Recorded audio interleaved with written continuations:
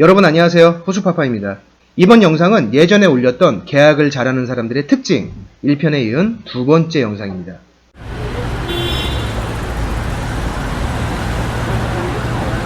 역지사지라는 사자성어를 모르는 분은 없을 거예요. 입장을 바꾸어서 생각해 본다, 상대방의 처지에서 생각해 본다, 이런 뜻이죠. 중개 과정을 물 흐르듯이 잘 이끌어 나가면서 계약을 잘하는 사람들의 특징이 이걸 할 줄 안다는 거예요. 특히 우리 업계에서 욕 안 먹고 오랫동안 안정적으로 일하고 있는 분들을 보면 거의 대부분 이 스킬을 가지고 있어요. 상대방 입장에서 생각해보는 습관은 우리가 하고 있는 중개과정 전반에 걸쳐서 큰 영향을 미치겠죠. 특히 우리같이 영업직에서 계약을 이끌어내야 하는 사람들에게는 상대방의 입장을 이해해보는 이런 것이 고객을 관리하고 조건을 조율할 때 큰 힘을 발휘해요. 흔히 이런 말을 하죠. 내가 왜 그 사람 입장을 이해해줘야 돼? 내가 왜? 역지사지에 숨어있는 뜻을 모르기 때문에 그런 거예요. 이 역지사지라는 말은 상대방을 이해하고 배려한다는 것이 기본 전제로 깔려있는 거지만 영업에서 이걸 할 줄 알아야 하는 진짜 이유는 남의 입장을 이해해줘서 내가 무언가를 더 양보하기 위해서가 아닙니다. 다른 사람의 입장을 이해하고 있으면 그 사람을 좀 더 효율적으로 상대할 수 있기 때문이에요. 하지만 상대방 입장에서 봤을 때는 내가 그 사람을 이해해주고 있다고 믿게 만들기 때문에 나에 대한 친근감을 상승시킬 수도 있고 내가 중재를 해서 상대방의 화를 누그러뜨릴 수도 있어요. 사람을 상대하고 무언가를 조율해 가면서 결과를 만들어내야 하는 우리 중개업자가 꼭 가지고 있어야 하는 스킬입니다. 가장 큰 힘을 발휘하는 순간은 조율과 클로징 단계예요. 예전에도 말씀드렸지만 이 중개라는 단어가 들어간 영업군은 보통의 영업군과 좀 달라요. 회사, 즉 한쪽을 대리해서 반대쪽의 소비자를 설득하는 것이 아니라 전혀 상반된 입장에 있는 양쪽을 조율하고 합의점을 찾아가는 그 과정이 중개라는 거죠. 그래서 다른 영업군보다는 좀 스트레스도 많은 편이고 경우에 따라서는 양쪽 모두와 기싸움을 해야 하는 그런 경우도 생긴다고 했어요. 우리가 조건을 조율하는 그 과정을 한번 그려볼게요. 보통 임대인의 조건은 물건을 보기 전에 이미 정해져 있죠. 이러이러한 공간을 어떻게 사용하는 조건으로 보증금은 얼마를 예치하고 월세는 매월 얼마를 낼 것이며 선불 또는 후불로 한다거나 주차는 어떻다거나 이런 조건들이 이미 정해져 있는 상태에서 손님을 모시고 갑니다. 마음에 들었을 경우에는 손님 측에서 역으로 어떤 조건을 또 걸게 되죠.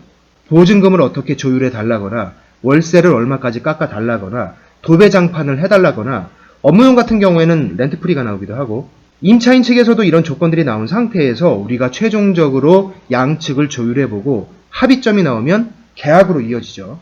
그런데 그 조율을 하는 과정에서 임대인 측에 손님이 얘기하는 조건을 모두 전달하면 안 된다고 했어요. 보통 손님이 원하는 것은 여러 가지가 있기 때문에 그걸 여과 없이 다 전달하면서 조율을 시도하면 임대인 측에서 처음부터 나 그런 사람하고 계약 안 할래. 이렇게 나올 확률이 아주 크다고 했죠.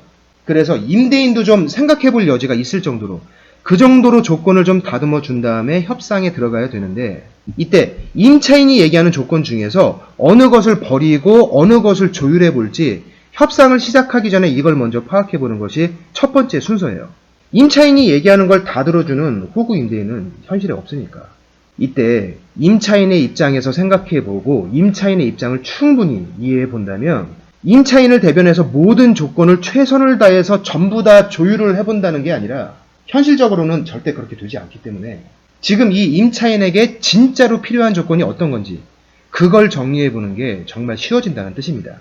임차인이 여러 얘기를 하고 있지만 임대인이 이 중에서 랜덤으로 한두 개만 오케이 하면 기분 좋게 계약을 하는 상황인지 아니면 여러 얘기를 하고 있지만 사실 이 임차인이 제일 중요하게 생각하고 있는 것은 결국 임대료이기 때문에 임대료가 어느 선까지 조율이 되면 나머지가 안 된다고 하더라도 결국 계약을 할 것인지 이걸 어느 정도 파악할 수 있다는 얘기입니다.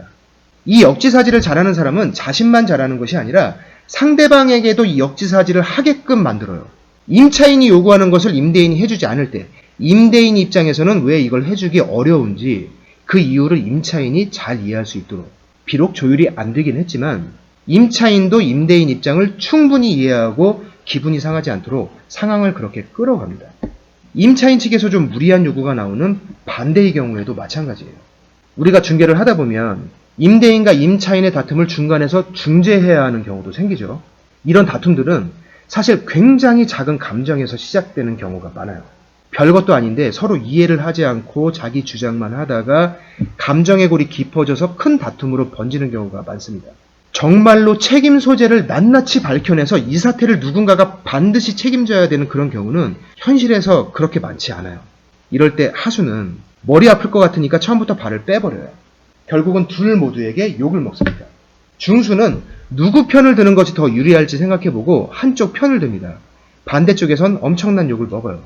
고수는 양측이 상대방 입장을 이해할 수 있도록 유도를 하면서 말 그대로 정말 중재를 합니다. 결국은 양쪽 모두에게 신뢰를 받아요.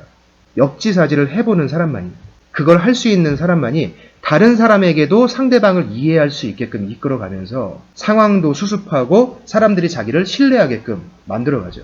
가장 중요한 것은요, 일을 하면서 내 스스로가 스트레스를 덜 받게 됩니다. 중개업을 그만두는 이유 중에 가장 큰 것은 수입이에요.